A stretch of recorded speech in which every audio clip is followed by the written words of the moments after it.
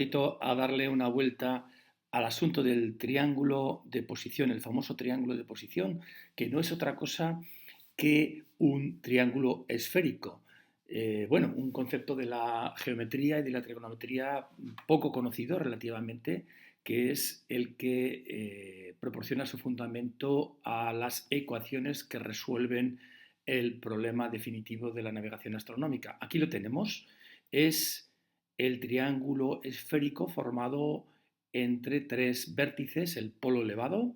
el astro en un instante determinado y el cenit, que es la proyección de la posición del observador sobre la denominada esfera celeste. Los elementos del triángulo de posición son vértices, lados y ángulos, y de la resolución de este triángulo se desprende las dos ecuaciones de rutina de cálculo de la altura y del azimut, cuyos datos son latitud de estima, declinación del astro observado y ángulo en el polo, que es el horario del lugar del astro referido al triángulo de posición en cada caso. Para ello tenemos que realizar siempre sobre el plano horizontal este gráfico que permite comprender cómo se relaciona el horario en Greenwich del astro en un instante determinado, cosa que obtendremos mediante el almanaque, y la longitud para finalmente obtener el horario en el lugar del astro, que puede ser, como sabemos, el Sol, la Luna, los planetas visibles, Júpiter, Saturno, Marte y las estrellas que observaremos al orto y al ocaso. Pero bueno, para comprender bien esta resolución, esta conjetura del marino en la navegación astronómica, tenemos que echarle un vistazo a este gráfico, a esta abstracción que es nuevamente la esfera celeste y, como sabemos, según nuestra forma de interpretar la astronomía a efectos prácticos, consiste en que la Tierra se encuentra en el centro de esta bóveda celeste infinita y gira en este punto. Por lo tanto, da lo mismo en esta conjetura suponer que la Tierra tiene un radio infinitamente pequeño o que tiene un radio considerablemente muy grande, que es lo que hemos hecho aquí para explicar qué es el polo de iluminación de un astro y el círculo de altura. Aquí tenemos el observador, un barquito pequeñito que casi no se ve, el cenit, es decir, nuestra posición proyectada en la esfera celeste, el polo elevado, el horizonte que siempre pintamos con un colorcito azul para que no se pierda de vista cuál es nuestra línea de referencia para la medida de las alturas, y el astro que estamos observando. Bueno, en un instante determinado, en un instante concreto, sobre la Tierra va a existir un arco de circunferencia que va a ser perpendicular a esta línea que une el centro de la Tierra y el astro en un instante determinado, en la que vamos a poder medir la misma altura sobre el horizonte con nuestro sextante. Esta línea,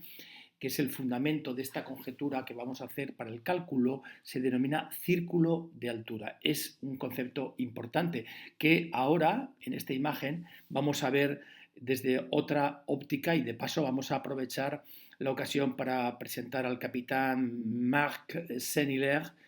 que es la persona que en 1872 diseñó un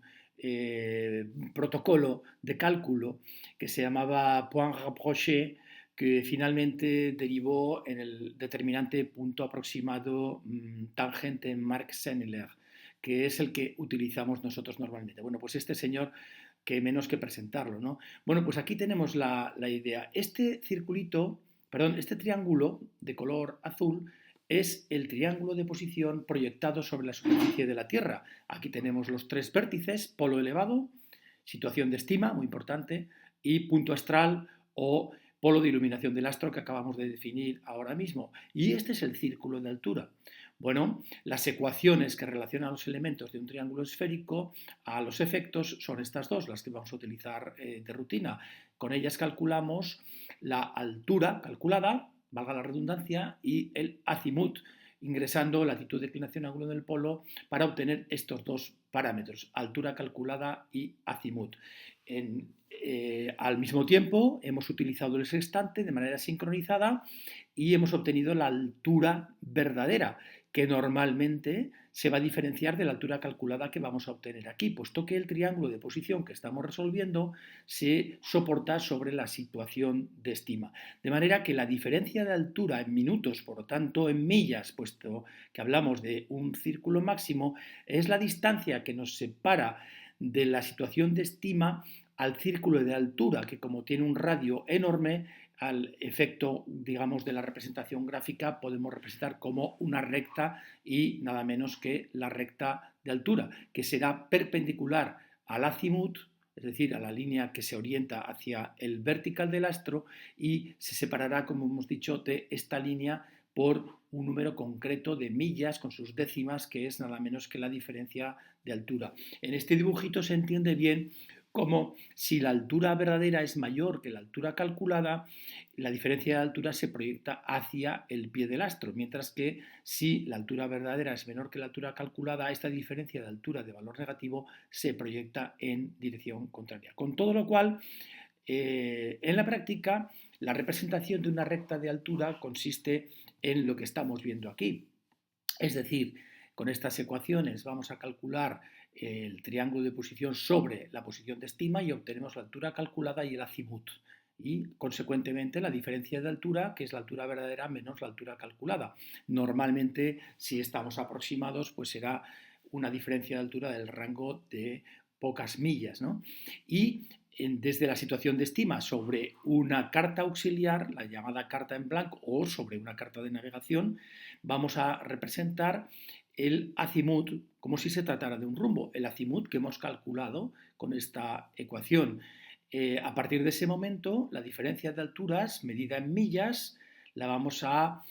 proyectar o representar sobre el azimut, como hemos dicho antes, si es positiva hacia el astro y si es negativa en sentido contrario. Bueno, pues en este punto, perpendicularmente, vamos a trazar la recta de altura. Hemos conseguido situar el barco en esta línea. Efectivamente, si hemos observado bien y hemos calculado bien, nos encontramos en esta línea. La segunda parte de la resolución consiste, lógicamente, en cortar esta línea con una segunda recta de altura. Pero bueno, esto es otra cuestión que veremos en otro momento.